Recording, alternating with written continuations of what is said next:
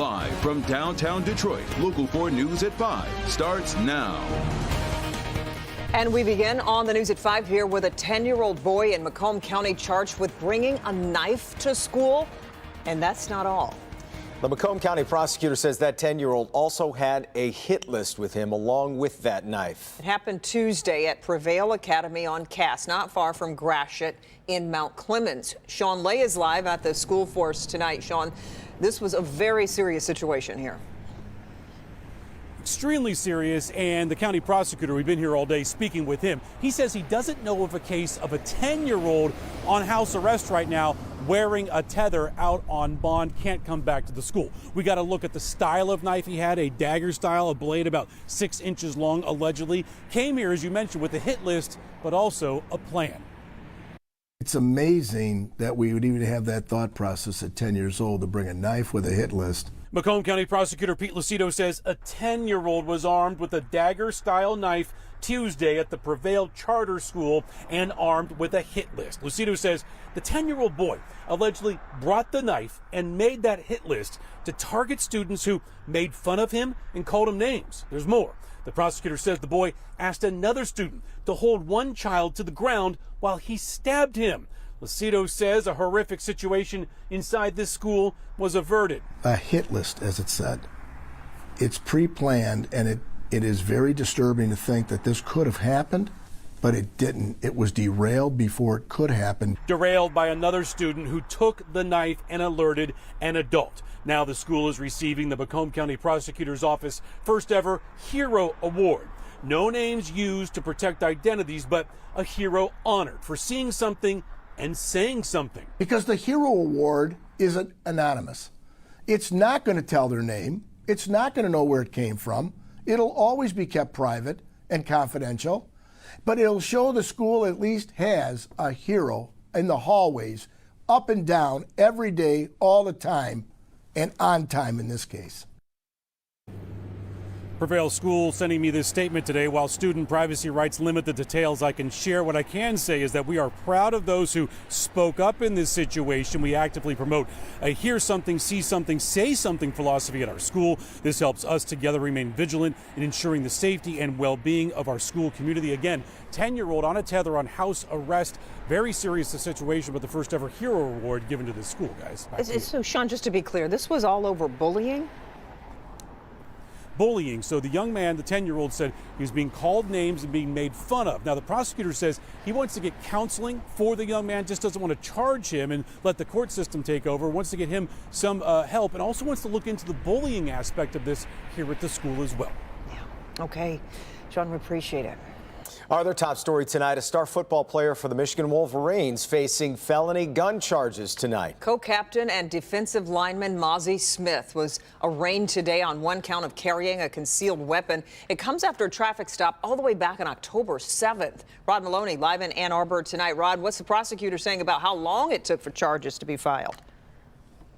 Well, he's saying that was the right amount of time. And in fact, there's a kind of a discrepancy based on what he said and what the Ann Arbor police are saying about the situation. Because the police say they arrested Smith at 9:30 in the morning and that he didn't have his license and had a gun in the car. They arrested him at the scene and then brought him in for processing and released him. Well, the prosecutor has a different story about the arrest. He was asked whether there was a weapon in the car. He was honest. He was forthright. He was completely cooperative. Smith pleaded not guilty in his arraignment, and his attorney used the same language about Smith as U of M athletic director Ward Manuel, who said in a statement Mozzie was honest, forthcoming, and cooperative from the very beginning, and is a tremendous young man. He is not and never has been considered a threat to the university or community. Moreover, he said, Mozzie will continue to participate as a member of the team, sorting out whether U of M thought one of its 5 captains should play in the Big Ten title game Saturday. But this all plays out as the Washtenaw County prosecutor, Ellie Savitt, gave Local 4 an event's timeline over the phone this afternoon. He said that Smith was stopped on October 7th and made it a point to say that Smith was not arrested, contradicting the police statement. Savitt went on to say that a week later, Ann Arbor police sent him an arrest report on November 17th. Savitt said that he approved the arrest warrant but needed what's called a swear-to, where detectives tell a judge what they have for a case before an arraignment. The arraignment came this afternoon.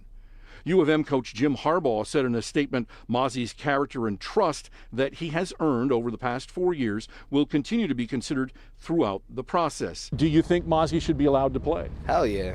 You know what I mean? Let's worry about that after the season is over. He didn't hurt anybody. You know, he just made a mistake. I think we've always kept football separate from outside life, and why should that change now?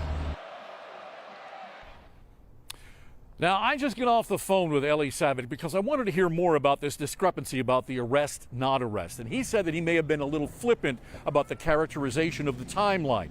But what he is saying is that what he meant to talk about was actually the being released part, that he was not in custody at the time. And he says that's what he meant about all of this. And he says this has all been absolutely correct and straight right on down the line. Back to you. But, Rod, how did the whole arrest subject come up in the first place?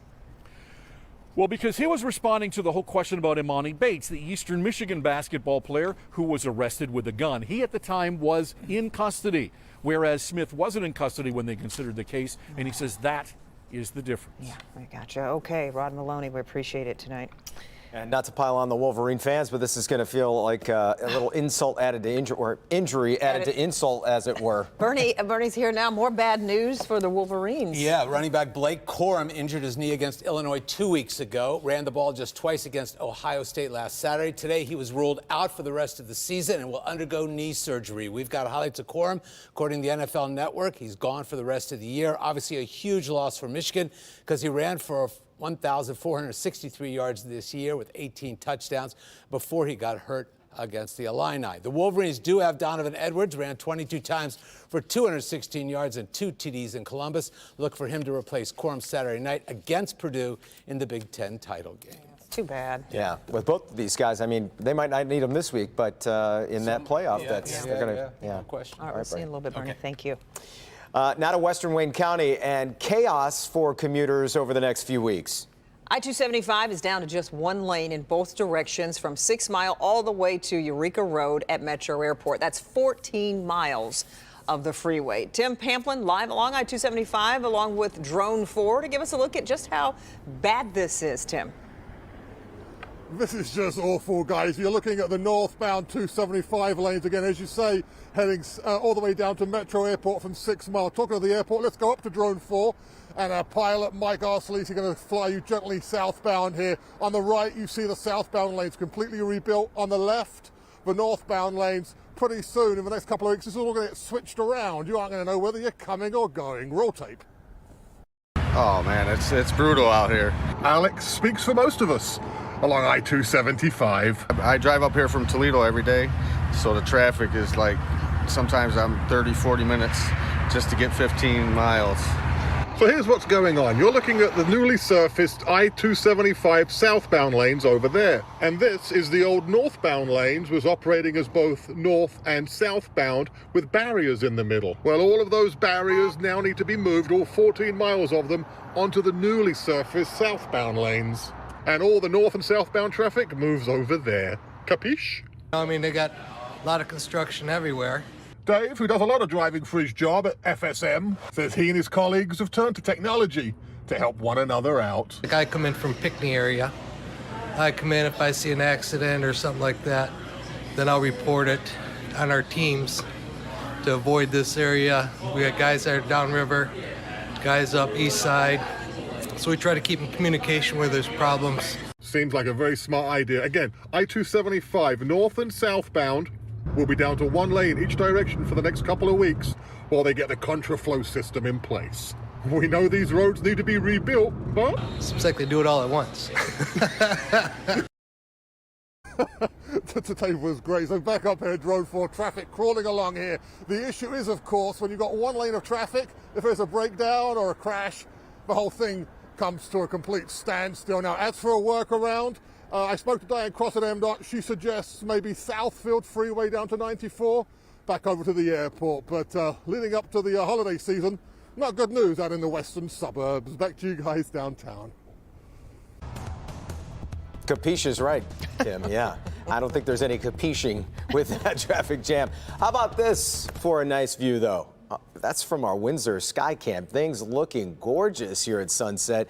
And what a difference a day makes. All that wind has died down, but we could still be on a bit of a weather roller coaster as we thought we would be over the next few days. That's right. You better hold on. So let's get over to Kim Adams for a first look at our forewarned forecast. Kim.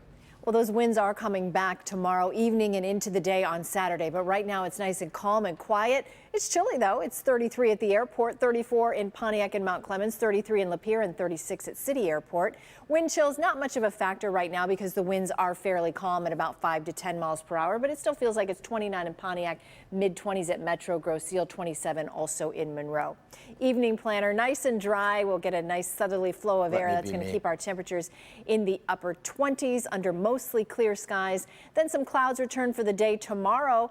Our temperatures, though, get into the upper 40s to near 50 degrees by Saturday. Sunday, it's much cooler, and then the middle of next week gets even colder. I'll have more on that coming up. But if you want to keep up to date on all the latest weather forecasts, you can always download our free Forewarn Weather app. You can take a look at the radar in your city, the winds, the temperatures, everything you need to know right in the palm of your hand. Download the Forewarn Weather app. It is free. Just go to your favorite app store and type in WDIV. All right, Kim.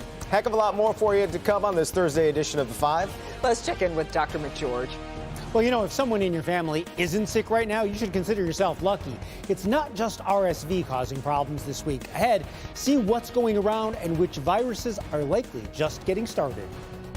If you're taking your car in for repairs, you may be stuck with an unbelievably long wait. What is causing these delays and what can you do about it? We're talking about it live tonight in my Help Me Hank report. All right, Hank, but first, a school bus full of kids slams into a house. We'll have that story next.